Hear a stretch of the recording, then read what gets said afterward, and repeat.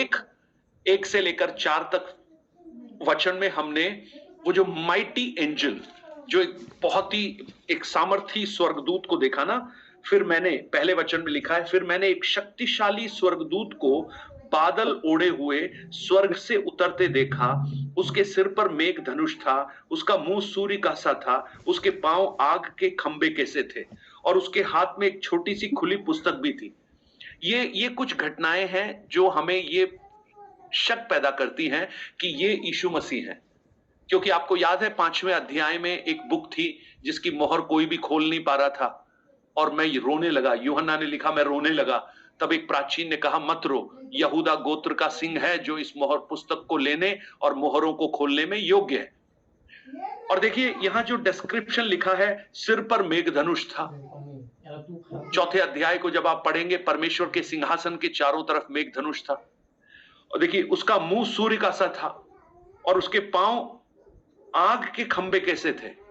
अगर आप पहले अध्याय के 15, 16, 17 वचन को पढ़ेंगे, यीशु मसीह का वर्णन लिखा गया है वहां पर। यूहन्ना ने जब महिमा में यीशु को देखा तो उसका मुंह आग सा चमक रहा था। तो ये कई सारी चीजें ऐसा प्रतीत होती हैं कि वो प्रभु यीशु ही होंगे, परंतु वो यीशु नहीं थे। क्योंकि जब हम उसके डिक्लेरेशन को देखते हैं, 6ठे वचन को जब हम पढ़ते हैं, वहां पर वो कहता है, स्वर्गदूत कहता है, वो जो युगान युग जीवित रहेगा और जिसने स्वर्ग और जो कुछ और पृथ्वी और जो कुछ उसमें बनाया है और समुद्र और जो कुछ उसमें सृजा है, उसी की शपथ खाकर कहा, अब तो देर नहीं होगी। यानी ये स्वर्गदूत किसकी शपथ खा रहा है? परमेश्वर की शपथ खा रहा है। और मैंने कल आपको बताया था, परमेश्वर खुद की शपथ खुद खा सकता है, लेकिन ये स्वर्गदूत परमेश्वर की शपथ खा रहा है। क्योंकि परमेश्वर ने जब अब्राहम के साथ वाचा बांधी थी, जब उसने देखा कि उससे बड़ा कोई भी नहीं है, तो उसने अपनी शपथ खाई। तो जब प्रभु यीशु मसीह को महायाजक के रूप में नियुक्त किया, इब्रानियों की पुस्तक में हमने उस बात को पढ़ा था, उसने अपनी शपथ खाकर कहा। कभी भी अगर ये यीशु मसीह होते तो वो ये नहीं कहते कि सृजनहार परमेश्वर की शपथ, वो खुद की शपथ खाते।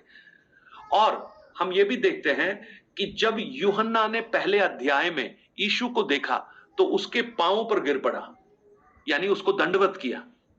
एक अध्याय 18, 19 वचन को जब आप पढ़ेंगे वहां पर लिखा है। परंतु यहां कहीं भी यूहन्ना को हम नहीं देखते कि स्वर्गदूत को देखकर उसने दंडवत की हो या नमस्कार किया हो। इसका अर्थ वो यीशु मसीह नहीं है, वो एक माइटी एंजल है। राइट? तो पहला भाग था एंजल, उसका डिस्क्रिप्शन क्या है। लेकिन दूसरा जो भाग था उसका डिक्लेरेशन क्या है, वो क्या कह रहा है, वो हम कल देख रहे थे। और उसमें हमने एक चीज देखी थी जो 7वें वचन में उसने कहा। एक तो ये कहा 6ठे वचन में, अब देर नहीं होगी। ये देर का मतलब अब डिले नहीं होगा। किस बात के लिए डिले नहीं होगा? परमेश्वर के उस भेद को जो परमेश्वर ने सदियों से भविष्यद्वक्ताओं को दिया था, अब उसको पूरा होने में देर नहीं होगी। गुप्त मनोरथ लिखा है 7वें वचन में, गुप्त मनोरथ। और इंग्लिश में लिखा है, इंग्लिश में क्या कहेंगे गुप्त मनोरथ को? The mystery of God. The mystery of God. Mystery का मतलब होता है रहस्य। वो रहस्य क्या है? हमने उस रहस्य के बारे में भी देखा कि वो रहस्य और कुछ नहीं, परमेश्वर का सुसमाचार है। कई वचन हमने पढ़े थे। रोमियो 11 के 25 में हमने देखा, जब अन्य जाति और यहूदी लोग उद्धार पा रहे थे तो ये परमेश्वर का भेद प्रकट हो रहा था। एफेसियों 3 के 3 से लेकर 11 तक वचनों में हमने देखा कि जब कलीसिया को परमेश्वर स्थापित कर रहा था, वो परमेश्वर का एक भेद था। Church was a God's mystery. कलीसिया परमेश्वर का भेद थी। और उसके बाद रोमियो 11 के 25 में हमने देखा, जब अन्य जाति परमेश्वर में आ रहे थे, ये एक बहुत बड़ा भेद था। और लिविंग प्रेजेंस ऑफ जीसस, मतलब यीशु मसीह का उनके भक्तों के जीवन में, यानी यीशु मसीह हमारे बीच में जीवित होकर रह रहा है, यह भी एक मिस्ट्री है। प्रभु यीशु ने कहा, जहां 2 या 3 मेरे नाम से जमा होते हैं, मैं उनके मध्य में रहूंगा। वहां कोलोसियों उसके 1 अध्याय 27 वचन से लेकर 2 अध्याय के 3 वचन तक में हमने इसको देखा। The living Jesus living in the hearts of people, हमारे हृदय में जो यीशु जीवित है, वो भी एक मिस्ट्री ऑफ गॉड है। और कोलोसियों 4 के 3 में हमने देखा, जो गॉस्पल है वो अपने आप में एक मिस्ट्री है। सुसमाचार परमेश्वर का भेद है, मिस्ट्री है, मनोरथ है ना, प्रभु का मनोरथ है सुसमाचार। राइट। सो अब हम उसके बाद चलते हैं, कल जैसा मैंने आपको कहा था 8 वचन से लेकर 11 वचन तक, या गायत्री 8 वचन से लेकर 11 वचन तक पढ़ो आप। जिस शब्द को मैंने स्वर्ग से बोलते सुना था वह फिर मेरे साथ बातें करने लगा। जा, जो स्वर्गदूत समुद्र और पृथ्वी पर खड़ा है उसके हाथ में की खुली हुई पुस्तक ले ले। मैंने स्वर्गदूत के पास जाकर कहा, यह छोटी पुस्तक मुझे दे। उसने मुझसे कहा, ले इसे खा ले, यह तेरा पेट कड़वा तो करेगी पर तेरे मुंह में मधु सी मीठी लगेगी। अतः मैं वह छोटी पुस्तक उस स्वर्गदूत के हाथ से लेकर खा गया। वह मेरे मुंह से मधु सी मीठी तो लगी, पर जब मैं उसे खा गया तो मेरा पेट कड़वा हो गया। तब मुझसे यह कहा गया, तुझे बहुत से लोगों और जातियों और भाषाओं और राजाओं के विषय में फिर भविष्यवाणी करनी होगी। ओके, अब आप देखिएगा, स्वर्गदूत उतर कर आया, उसने कई सारी बातें कही, है ना। अब स्वर्गदूत यूहन्ना से और भी बात कर रहा है, और वो क्या कह रहा है? वो ये कह रहा है कि ये जो पुस्तक मेरे हाथ में है ना, इसे तू ले ले। अब ये पुस्तक क्या है इसके बारे में यहां वर्णन नहीं लिखा गया, व्हाट इज दिस बुक। लेकिन अगर हम 5वें अध्याय में हम चलेंगे तो हम देखेंगे कि एक पुस्तक प्रभु यीशु के पास भी है, वो स्क्रॉल जिसकी मोहर कोई खोल नहीं पा रहा था। और मैंने आपको बताया था कि उस पुस्तक के अंदर और बाहर पूरा लिखा हुआ है। और याद है किसी को उस पुस्तक के बारे में कि वो पुस्तक क्या हो सकती है, क्या बताया था उसको? किसी को याद है? वो वसीयत थी परमेश्वर की जो प्रभु यीशु के लिए थी, द डीड ऑफ क्राइस्ट, यानी यीशु मसीह इस पृथ्वी पर क्या करेंगे उस सब का वर्णन उसमें लिखा हुआ था। इसलिए वो पूरा आगे और पीछे पूरा लिखा हुआ, उसमें कुछ भी ऐड नहीं कर सकते, है ना। तो विद्वान कहते हैं कि ये परमेश्वर के आने वाले कार्य जो इस पृथ्वी पर प्रकट होंगे उसके बारे में वर्णन करने वाली पुस्तक है। और वो पुस्तक स्वर्गदूत कहता है तू इसे ले ले, है ना। और जब उसने उस पुस्तक को ले लिया तो पता है उसने क्या कहा? उसने मुझसे कहा इसे खा ले। अब पहले ले ले फिर खा ले। फिर एक और बात कही, बोले जब तू खाएगा ना ये तेरा पेट कड़वा करेगी, परंतु तेरे मुंह में मधु सी मीठी लगेगी। राइट। अब ये वचन हमें कई बार कंफ्यूज करेगा, ये कौन सा खाना है, ये क्या है, मतलब कौन सा फल है जो पेट के अंदर तो कड़वापन देगा, मुंह के अंदर मीठा देगा, ये क्या पुस्तक है, क्या है? सो देखिएगा, ये कुछ और नहीं, ये परमेश्वर का वचन है। This is word of God. और यहां पर इतना खूबसूरत तरीके से यूहन्ना ने इसको डिस्क्राइब किया है कि उस वचन का प्रतिवचन के प्रति हमारी रिस्पॉन्सिबिलिटी, हमारा उत्तरदायित्व क्या है, उसके बारे में यहां पर लिखा है। परमेश्वर का वचन है ना, हर एक के पास में है, मेरे पास में भी है, मैं भी उठा के आपको दिखा सकता हूं वचन। लेकिन इस वचन के बारे में यूहन्ना क्या कर रहा है? इसको क्या करना है? खाना है। ये खाने का अर्थ क्या है? जब हम इसे खाते हैं ना, ये हमारे इनर बीइंग में चला जाता है, ये हमारे अंदर चला जाता है। तो यहां पर जो यूहन्ना का कहने का अर्थ पता है क्या है? आज बहुत से लोग इस पुस्तक को बहुत अच्छी तरह से जानते हैं, इस पुस्तक के बारे में बहुत ज्ञान रखते हैं, इस पुस्तक को देख के खुश होते हैं, लेकिन यह पर्याप्त नहीं है। हेलो, आप समझ में आ रहा है आपको? आप देखिएगा, आप बहुत सारे नॉमिनल चर्चेस में जहां पर लोग होते हैं ना, जो नॉमिनल कलीसियाओं में जाते हैं, उनके घरों में बाइबल रखते हैं, वो खुली रखते हैं, अलमारी में खुली रखते हैं, और वो खुली रहती है वो, क्योंकि कोई पढ़ता नहीं है उसको। सो ये पुस्तक को लेने का मतलब क्या है? ये परमेश्वर का रेवलेशन है, ये परमेश्वर का प्रकाशन है।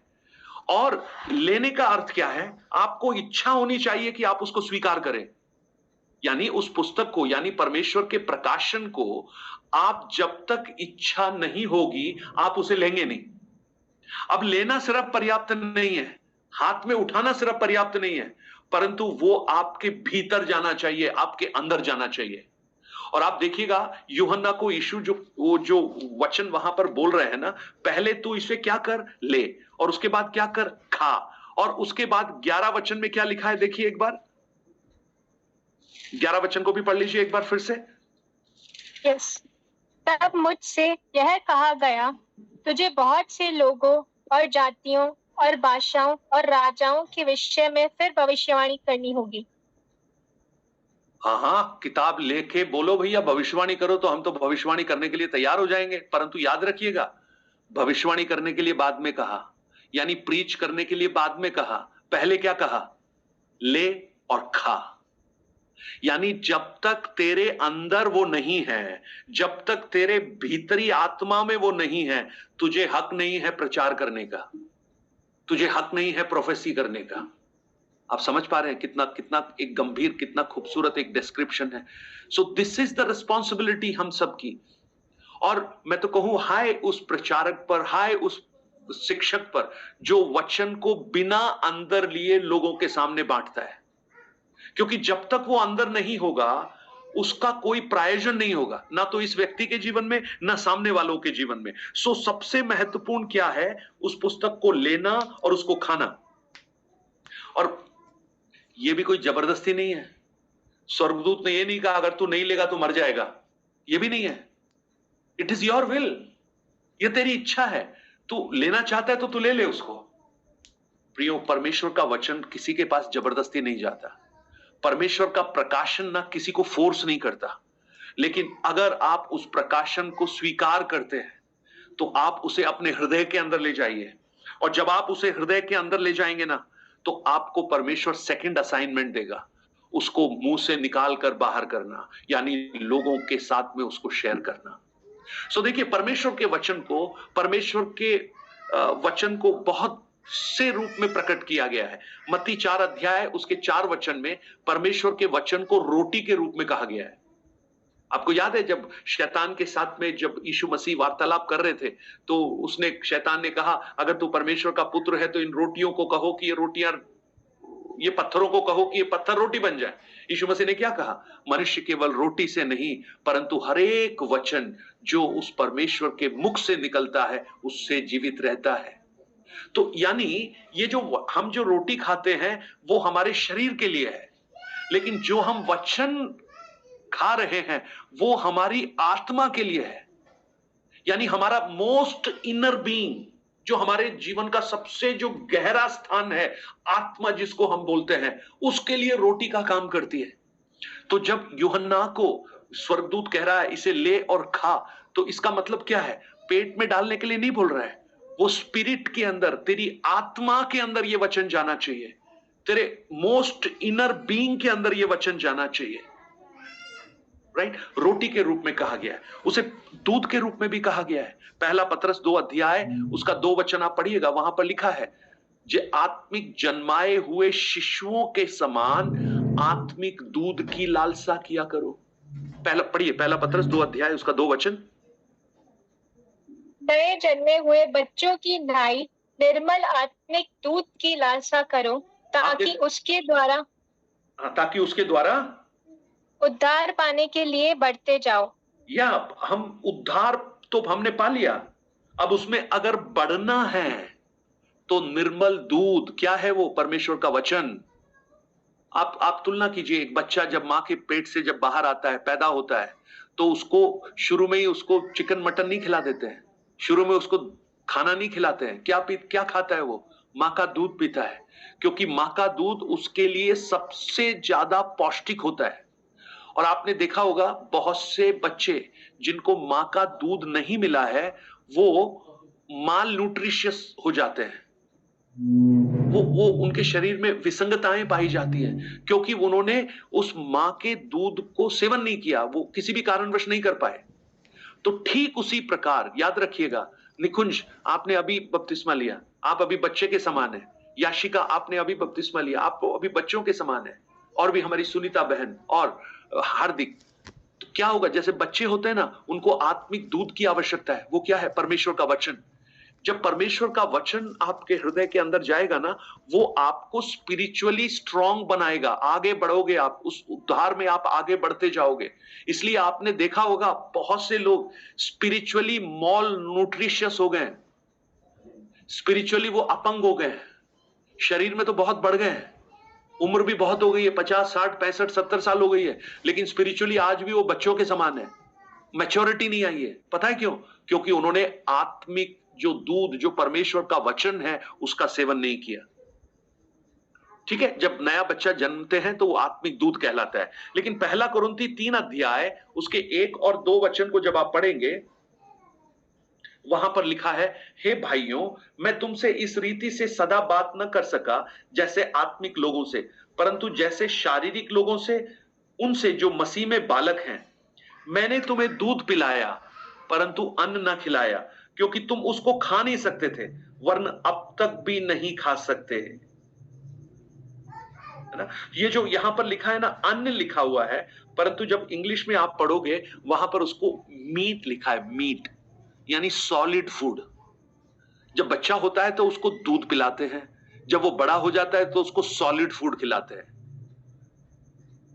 आज भी बहुत सारे बड़े दूध पी रहे हैं, वही भजन 23, वही भजन 91, वो उससे आगे कभी बढ़े ही नहीं, वही पैराबल्स, वही यीशु मसीह की चंगाई, वही यीशु मसीह का छुटकारा, हर बार यही छुटकारा, चंगाई चंगाई छुटकारा, आत्मिक आशीष। ये आत्मिक आशीषों को छोड़ो, आशीषें, छुटकारा, चंगाई चंगाई छुटकारा, आशीषें, वो दूध है। अरे भैया, ये सब प्रभु यीशु ने इसलिए किया था, चंगाई छुटकारे ये सब इसलिए किया था कि वो लोग उद्धार को प्राप्त करें, ताकि वो उन पे ट्रस्ट करें। हाँ, ट्रस्ट करें, लेकिन उसके बाद आगे तो बढ़े। मैं कहूं, अगर मैं आपसे कहूं होशे की पुस्तक निकालो, आमोस की पुस्तक निकालो, जकरिया की निकालो, तो बोलेंगे होशे, ये होश आया कि नहीं आया? कौन से होश के बारे में पास्टर बात कर रहे हैं? हबक्कुक, अरे कौन सा कुक? We need to move. इसलिए प्रकाशित वाक्य पढ़ना हमारे लिए बहुत जरूरी है, इसलिए हमने इसको चुना है। मैंने आपका इसका पर्पस बताया था, मैंने आपको याद है सबसे पहले जब इस पुस्तक को शुरू किया था, मैंने ये कहा था, हो सकता है मैं आपको थियोलॉजिकली इस पुस्तक को बहुत, आप ये ना सोचना कि हम तो बिल्कुल पारंगत हो गए इस पुस्तक में, ऐसा मत सोचना। हाँ, लेकिन इतना जरूर है, जब ये पुस्तक समाप्त होगी ना, आप अपने आत्मिक जीवन में एक उन्नति को पाएंगे, और आप इस पुस्तक के एक कंटेंट को आप समझ पाएंगे कि इसका पर्पस क्या है। इसका पर्पस है हमें तैयार करना, और तैयार हो रहे हैं लोग। मैं इसके लिए प्रभु को धन्यवाद देता हूं।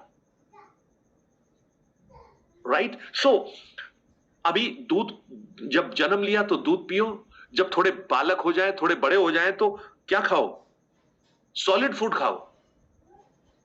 फिर बड़ी बड़ी बातें पूछो, उद्धार के बारे में, और बड़ी बड़ी चर्चाएं करो, आत्मिक जीवन में उन्नति के बारे में बात करो। हमेशा वही नहीं, प्रभु पास्टर जी प्रार्थना कीजिए, सिर में दर्द है, पैर में दर्द है, अरे ये सब हमेशा चलता रहेगा। लेकिन आप आगे तो बढ़िए ना। सुसमाचार सुनाने के लिए मुझे क्या करना चाहिए? मैं अपनी गवाही को शेयर करना चाहता हूं, मैं कुछ लोगों को लेकर आना चाहता हूं, है ना? मुझे और प्रभु के राज्य के लिए मुझे क्या करना चाहिए? मुझे उपवास नहीं हो पा रहा है, उपवास करने के लिए मुझे अनुग्रह दे प्रभु, उसके लिए प्रार्थना करो। मेरे लिए आत्मिक उन्नति के लिए प्रार्थना करो। ये सब चीजें आपके अंदर धीरे धीरे, ये सब चिन्ह है उद्धार में आगे बढ़ने का। अगर ये सब नहीं आ रहे हैं तो इसका मतलब है उद्धार में आगे तो छोड़ो, पीछे हटते जा रहे हैं। आज अपने आप को जांच लीजिए, प्रभु आपसे बात करेगा। अगर आप सुनने के लिए तैयार होंगे, आपके हृदय को आप नम्र करेंगे, तो प्रभु आपसे निश्चित रूप से बात करेगा। सो वचन को रोटी कहा गया है, दूध कहा गया है, मीट यानी सॉलिड फूड कहा गया है, और उसको हनी भी कहा गया है, हनी, शहद। राइट? सो और एक दो वचन और पढ़ लीजिएगा। दूसरा कुरिन्थी 2 अध्याय 14 से लेकर 17 तक वचन को पढ़िए। 2 कुरिन्थी चैप्टर 2 वर्सेस 14 to 17। परंतु परमेश्वर का धन्यवाद हो, जो मसीह में सदा हमको जय के उत्सव में लिए फिरता है, और अपने ज्ञान का सुगंध हमारे द्वारा हर जगह फैलाता है, क्योंकि हम परमेश्वर के निकट उद्धार पाने वालों, नाश होने वालों दोनों के लिए मसीह के सुगंध हैं। कितनों के लिए तो मरने के निमित्त मृत्यु की गंध, कितनों के लिए जीवन के निमित्त जीवन की सुगंध। और इन बातों के योग्य कौन है? क्योंकि हम उन बहुतों के समान नहीं जो परमेश्वर के वचन में मिलावट करते हैं,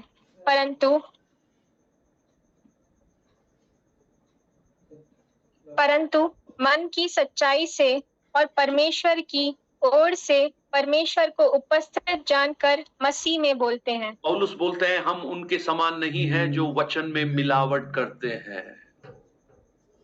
मिलावट करना, मिलावट पता है कौन करता है? मिलावट वो व्यक्ति करता है जिसको ज्यादा लालच होता है, अपने स्वार्थ के लिए मिलावट करता है।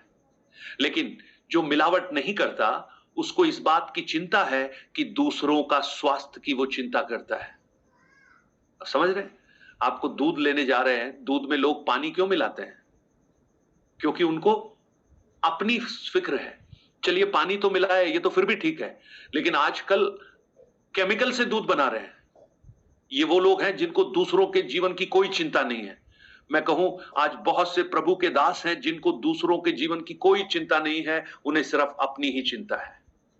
प्रियो, परमेश्वर के वचन में बिना मिलावट के हम प्रचार करें।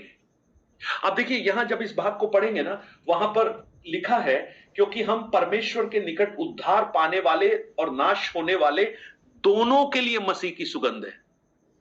यानी नाश होने वालों के लिए भी मसीह की सुगंध है, उद्धार पाने वालों के लिए भी मसीह की सुगंध है। और कितनों के लिए तो मरने के निमित्त मृत्यु की सुगंध, और कितनों के लिए जीवन के निमित्त जीवन की सुगंध।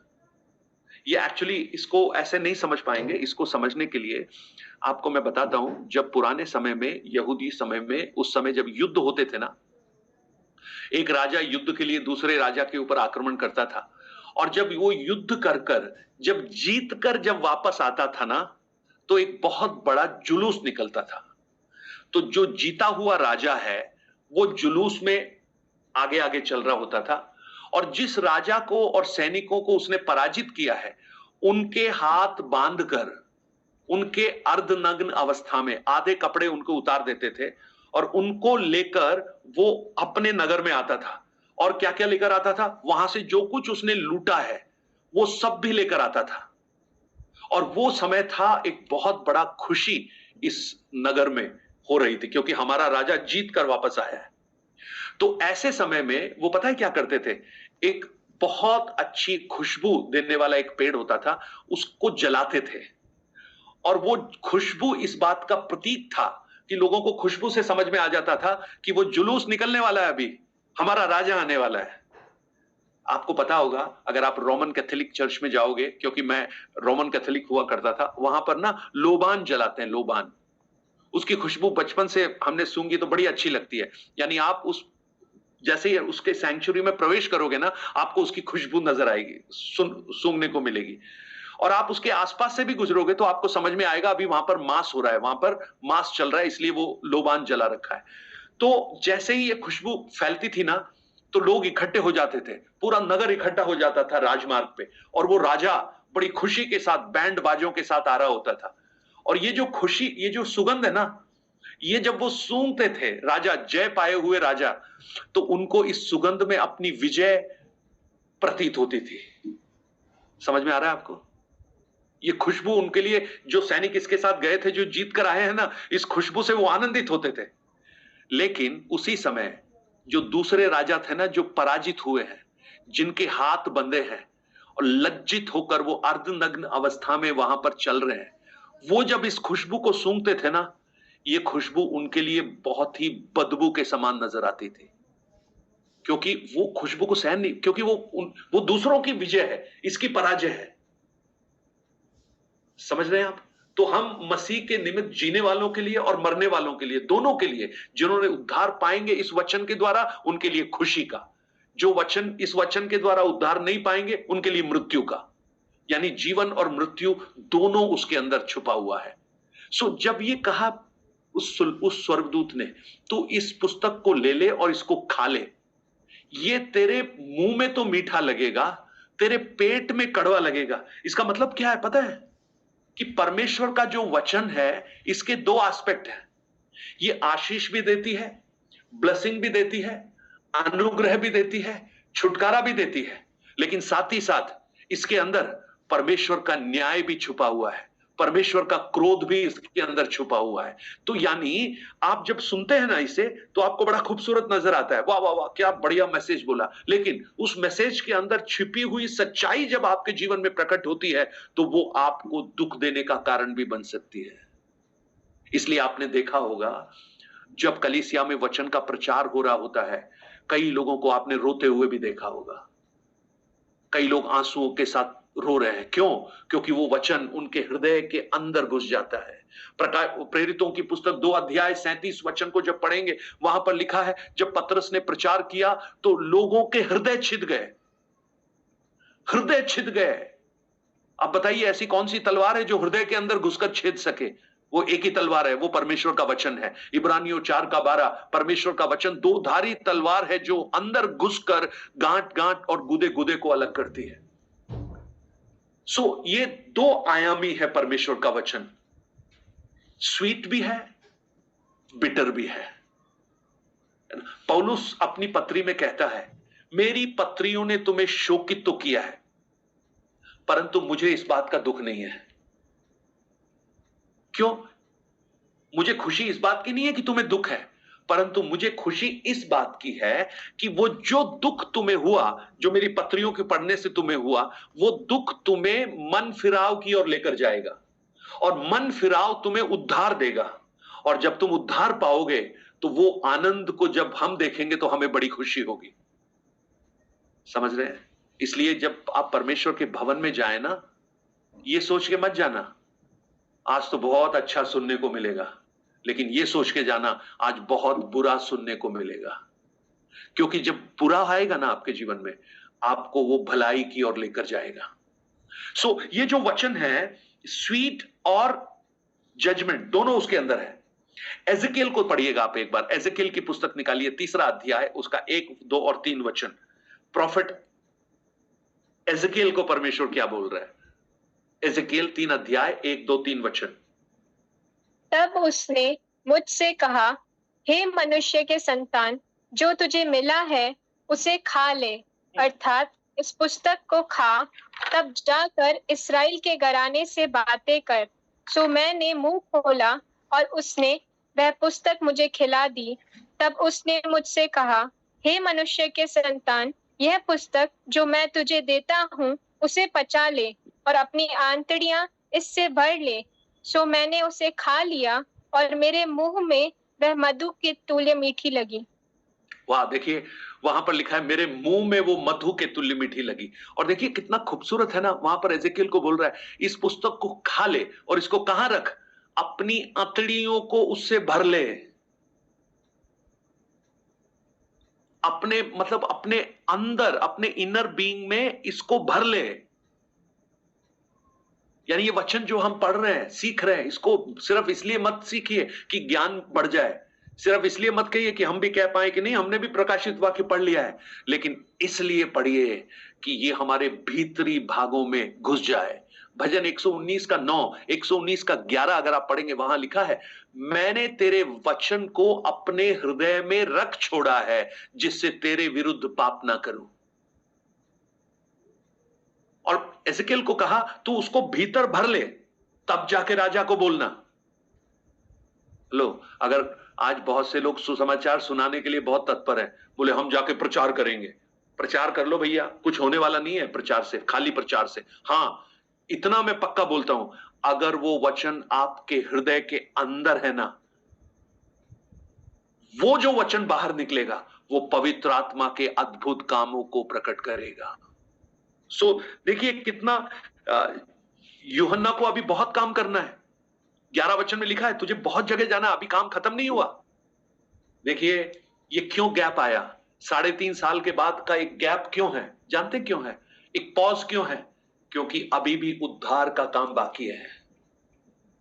यूहन्ना को प्रभु बोल रहा है, तुझे बहुत जातियों में, बहुत भाषाओं में, बहुत राजाओं के पास में, बहुत बड़े नेशंस में, कई जगहों पर जाकर तुझे अभी और घोषणा करनी है। यानी काम पूरा नहीं हुआ। प्रियो, यह है परमेश्वर का भेद, मिस्ट्री ऑफ गॉड। क्या है मिस्ट्री? मानव जाति को उस उद्धार के मार्ग में लेकर आना। आपको भी पता है, जब आप बाइबल पढ़ेंगे ना, शुरू शुरू में बहुत अच्छी लगेगी आपको। भजन 23 बहुत अच्छा लगेगा, व्यवस्था विवरण 14 अध्याय बहुत अच्छा लगेगा, लेकिन 1 से 14 तक ही अच्छा लगेगा। 15 वचन से जब पढ़ोगे तो वो बिटर लगेगा, क्योंकि 1 से 14 तक में आप पढ़ोगे, वहां लिखा है मैं तुझे पूंछ नहीं सिर बनाऊंगा। और जैसे ही ये पूंछ नहीं सिर बनाऊंगा सुनते हैं, कुछ लोग तो उछल के खड़े हो जाते हैं बिना सोचे कि वो कहां बैठे हैं। उनको लगता है कि बस बन गए। अभी भैया कुछ नहीं बनेंगे। लेकिन ये उन लोगों के लिए है जिनके बारे में लिखा है, यदि तू मेरी कल्पनाओं को सुनकर उन पर चले तो मैं तुझे पूंछ नहीं सिर बनाऊंगा, तेरे आटा गूंथने की बर्तन को बरकत दूंगा। अब वो एक शराबी आके प्रार्थना कर रहा है, खुद प्रभु आपका वायदा है, आपने मेरे घर में आटा गूंथने के बर्तन को आशीष देने के लिए कहा था, लेकिन ये तो खाली है। तो प्रभु बोलेगा बेटा खाली रहेगा, क्योंकि जो पैसा मैंने तुझे दिया था वो तो सारी शराब की दुकान में उड़ा के आया है। अब तू क्या चाहता है कि मैं ऊपर से आसमान से मन्ना बरसा के इसको भर दूं? तो पहले इसे अंदर लीजिए। स्वीट इन माउथ, मुंह में मीठा लगने का मतलब पता है क्या है? मुंह ना, जब हम कुछ खाते हैं तो सबसे पहले कहां जाता है? मुंह में जाता है ना। आप कहते हैं ना, अरे पनीर की सब्जी क्या बढ़िया थी। अब आप मुझे बताइए, पेट से कोई पूछे भैया कौन सी सब्जी टेस्टी थी, तो पेट क्या बोलेगा? पेट को हैं? सारे टेस्ट एक ही है। अब पेट को कुछ नहीं पता है, पेट को टेस्ट से कोई मतलब नहीं है, उसको उसके अंदर के न्यूट्रिशन से मतलब है कि प्रोटीन, कार्बोहाइड्रेट, शुगर, ये सब चीजें, उसको उससे मतलब है। यानी ये जो टेस्ट जो है ना, सिर्फ यहीं तक सीमित है, यहीं तक, सिर्फ मुंह तक, उसके अंदर जाते ही सब खत्म हो गया। ये क्या है, बहुत से लोगों को मुंह में तो मीठा लगता है, यानी बाहरी तौर पर तो अच्छा लगता है। सुना प्रभु आज आपको छुटकारा देने जा रहा, ओ बहुत बढ़िया हो गया, लेकिन वो अंदर गया ही नहीं है अभी। अंदर जब जाएगा ना, तब वो पता है क्या करेगा? कड़वापन लेकर आएगा। कुछ लोगों को मिर्ची बहुत पसंद है ना, मिर्ची बहुत खाते हैं, वो क्या टेस्टी है, हा हा हा। आप नेक्स्ट डे मॉर्निंग उनसे पूछना क्या हुआ भैया, वो बताएंगे कि क्या टेस्टी था। मुंह में मीठा लगना आज लोगों को शुरू में बहुत अच्छा लगता है, वो बहुत बढ़िया चल रहा है, लेकिन याद रखिएगा पहले लीजिए उसको, परमेश्वर के वचन को। प्रभु उसको, यूहन्ना को कहता है इसको ले ले, उसने ले लिया तो अब बोल रहा है अब इसे खा ले। अब ये आप पे निर्भर करता है, जबरदस्ती नहीं खिलाया। स्वर्गदूत ने ये नहीं किया, मुंह फाड़ के बोले नहीं खाएगा तो अभी एक घूंसा मारूंगा। इतना शक्तिशाली है, एक पैर पृथ्वी पर है, एक पैर पानी में है। तो यूहन्ना तो वैसे ही कचूमर बन जाएगा, लेकिन कभी नहीं बोला ले और खा। यूहन्ना ने लेकर उसको खा लिया। मुंह में मीठा लगा, पेट कड़वा हो गया, लेकिन एक प्रॉमिस भी उसके साथ आया, अब तुझे जाकर नेशंस के सामने इस बात की घोषणा करनी है। राइट? या 10 अध्याय ऑलमोस्ट हो गया। ये जो नेशंस लिखा है ना, नेशंस यहां पर जो लिखा है राष्ट्र, तो नेशंस को नॉर्मली बाइबल में जब यूज किया गया है वो जेंटाइल नेशन के लिए यूज किया गया है, जो अन्य जातीय जो नेशन है उनके लिए यूज किया गया है।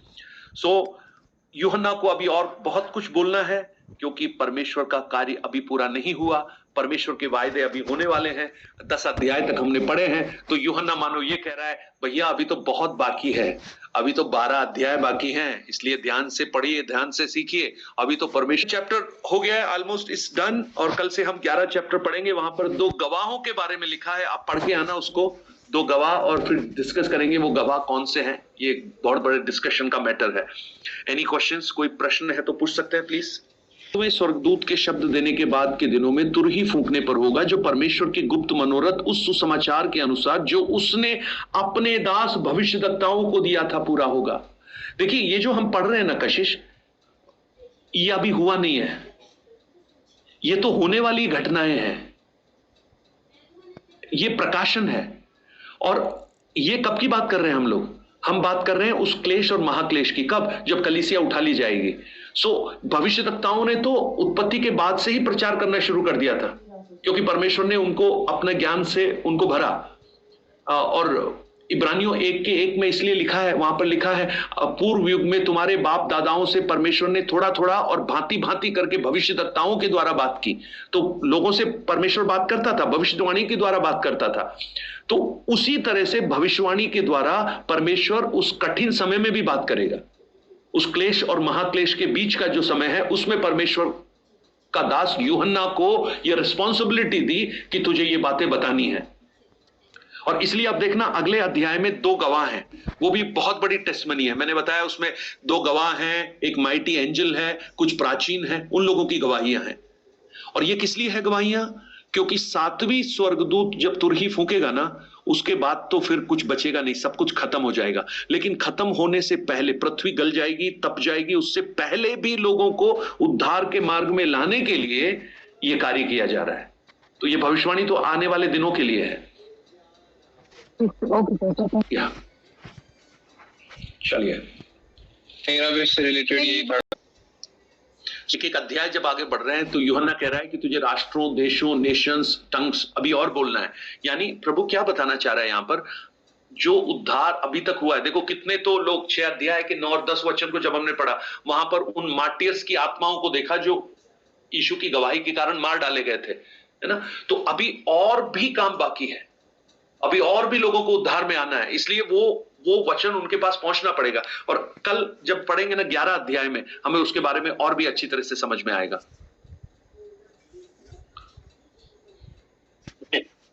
प्रार्थना करें। धन्यवाद प्रभु जी, धन्यवाद करते हैं।